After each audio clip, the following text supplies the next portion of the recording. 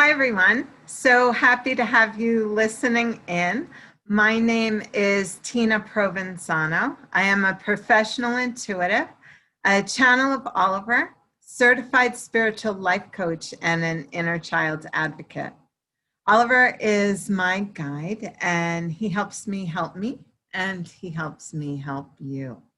And in this clip, Oliver and I are joined by the amazing Lindsay Morlock. For those of you who don't know Lindsay, she says she is a corporate COO by day and that she moonlights as an intuitive, a breathwork facilitator, and she's also a scientific hand analyst. And just best of all for me, she's my soul sister. Linz and I are talking about the ego here, and it can be such a pain in the rear when it's allowed to run the show. It can completely disconnect us from the power of our own conscious intentions. And so I'm going to ask you to give it a listen and ask yourself if you can recognize your own ego in our stories. I'm sure you'll see others as well. And then at the end of the video, I have an incredible introductory offer for the expanded 10-week Divine Family program that's happening online beginning mid-October. So check it out. Hope you can join us. Thanks so much.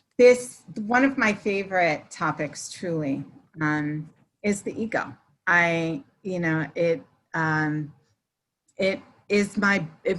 is and will always be something I'm interested in, because at one point it was the biggest issue for me in my life. That and the fact that I didn't feel my feelings. Put them together and it's a disaster, right? Because I teach what I most need to learn. But Wayne Dyer calls the ego edging God out. And it's also known as the great separator. I call it the inner child's protector. Because when you were too young to protect yourself, the ego came on board, right? And it developed childlike ego defenses, patterns and habits, right? To keep you safe, sane, and secure when you were too young to do that yourself. And unfortunately, these unconscious patterns and habits are still playing out in our lives in some really menacing ways today, right? And not working out for us anymore, and we're not even really aware. But the most obvious place you can find this playing out in your life would be anywhere you say, why is this happening to me again? Or if you say, Mary just left the company. I was so thrilled that she's gone. And now Cindy has appeared before me, and she wears different clothes than Mary, but she's brought the same problems, right? So people that keep appearing to you in different forms or are bringing the same kind of issues. These are all things where spirit is saying, hey, you got this thing happening here. And because you don't feel good when it happens, right? And it takes you on some kind of spin, right? And so, and what it does is it plays out the doom loops of the patterns in our lives, and we get stuck, right? And so the thing with the ego is it's not going anywhere. It is here to help us survive on this earth plane, right? And so what we really need to do is turn it more into our faithful servant versus being a nightmare of a master, right? So what does the ego look like in action? We could talk about this for hours all day long. Yeah. I'll let you start, Linz. Well, my ego tried to convince Tina that breathing was hard. It's like that basic sometimes when and I'm a breathwork instructor, but Before I became a breathwork instructor, I was making excuses for why I didn't have time to breathe and do breathwork. And I was like, it's just so hard. Like, it's such hard work to do the breathing. And she's like, how so? How is breathing hard? You know, hard. You do it every day, actually, without thinking, right? So, but that's what the ego does, is it convinces us of these stories and these patterns to keep us stuck in the same place. Sonia Choquette, another spiritual teacher, calls it your barking dog. And she actually has people name them, right? So I've got like Rufus the Rottweiler in my mind, because when that thing starts, Tina and her, I can't remember if it was Makwa or Oliver at the time, was like, you don't just get on with board with your ego. You like link arms and walk down the stairs of the Titanic with your ego, and you guys go down together. Because it is when you are so used to listening to that voice, and it's a very rational voice, it's very believable, and you actually think that you're right, and it'll convince you that you're right. And then when something doesn't go the way you planned, it then tells you you're an idiot, or you're stupid, or you don't have value, or you don't have worth, and it takes you down this And it shame convinced spiral. you. It convinced you to go there to begin with. It tells you to go and do this and make this awful decision, and then after you do it, it beats you up, you know, for doing it. It is so duplicitous in its nature, and and in its allure at the same time. It is incredibly alluring, and it needs training in ways, right? It needs to understand that there's a different way. And so like the way that has helped me the most, in all honesty, is taking care of the inner child and changing her experience and reparenting her. Because the truth is, when she feels good and the ego doesn't feel the need to protect her and jump in, she's good. It's all good. But it really, it can get me into patterns of think, right? And it's just not healthy for us. It keeps us stuck in the worries of the future and the stories of the past. It can keep us, you know, stuck in dramas. Lindsay, you mentioned, it tells us rational lies, right? When you hear yourself rationalizing why you should or shouldn't do something, I want you to dig into that more, because when you break that word rationalize down, it's rational lies. And we buy the lie to protect us from any truth that's too painful to deal with, or any hurt that we don't want to face, or any program that we have running that we don't want to see and heal. So really, really important. Yeah, its main energy source is fear, right? And so fear, right, is false, the big fear, capital FEAR. It's false evidence appearing real. It's illusion and delusion. It's not true. But we need to learn to separate that from afraid, because afraid says you're hanging off a 20-foot cliff and you need to make a decision. And if we don't understand the difference between those two things, we can get ourselves into a lot of hot water. And the way to understand the difference is really processing your feelings, right? So if anybody's, we got a lot of people on here, but if you've got a way that your ego gets you, put it in the chat below.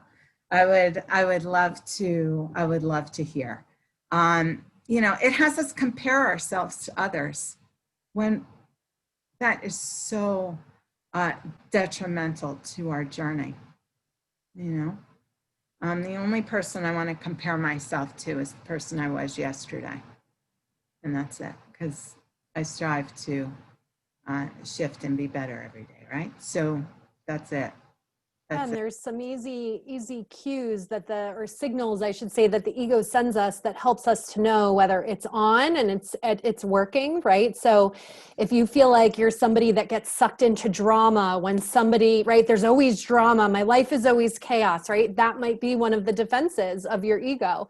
If you find yourself, for me, I was always in confusion. Every time my ego goes on, I'm confused. I don't know what to do, right? So now that I know when I'm confused, I got to step back because I know that ego is on. So there's different roadmaps and signs that help us to catch in that moment what is happening so that we can identify,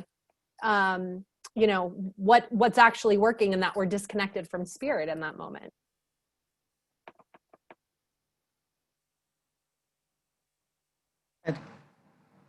So the one way, the tip I want to give you, everything with the ego, look, it starts with your awareness, honestly. It's very difficult to change what we're not aware of. It's the reason it's wreaked havoc in our lives for so many years, because we're not aware. So your power really lies in your ability to make the unconscious conscious. And so get to know your player, know how it plays you. Marie just wrote, the ego tells me I'm not enough. Anna wrote, comparing and doubt are huge for me in the ego. Exactly, right? It makes us feel small, Allie wrote, out of fear and taking steps towards our dreams. We need to really know those things, because unless we're aware of where and how it's wreaking havoc, it becomes very difficult to stop it. So know your player. And what I will say to you is, every time you catch it and make a different decision. So every time your ego tells you you're not enough and you say, BS, I am enough. And here are the reasons why, baby, right? Like what happens is your ego loses in that moment. You win. When you listen to it and you go, yeah, no, I'm not enough and I'm never going to be able to do this, so I quit. I'm done. It wins. And it even wins in small ways when you don't quit and just half believe it and move forward anyway. It's won because it's taken you out of alignment. It's made you think something that's untrue. And the ego does this not to really hurt you, but it perceives as where you are right now as safe, sane, and secure. It's your inner child's protector. And so anything on its radar, because it's so used to like going out there, beep, beep, beep, beep, beep, looking for danger in the field, right? That it just brings it all to you.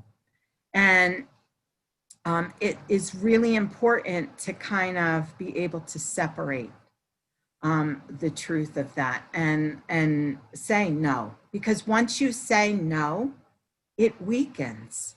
Once you catch it on certain things, it has a hard time repeating that again because you already know that game. Unfortunately, it does get more subtle and it finds different ways to roll some things out because creating new patterns in our life can be very uncomfortable for the inner child and the ego. So the ego resists it. But at least you're chipping away at its games and you get one step closer to making it work for you versus against you.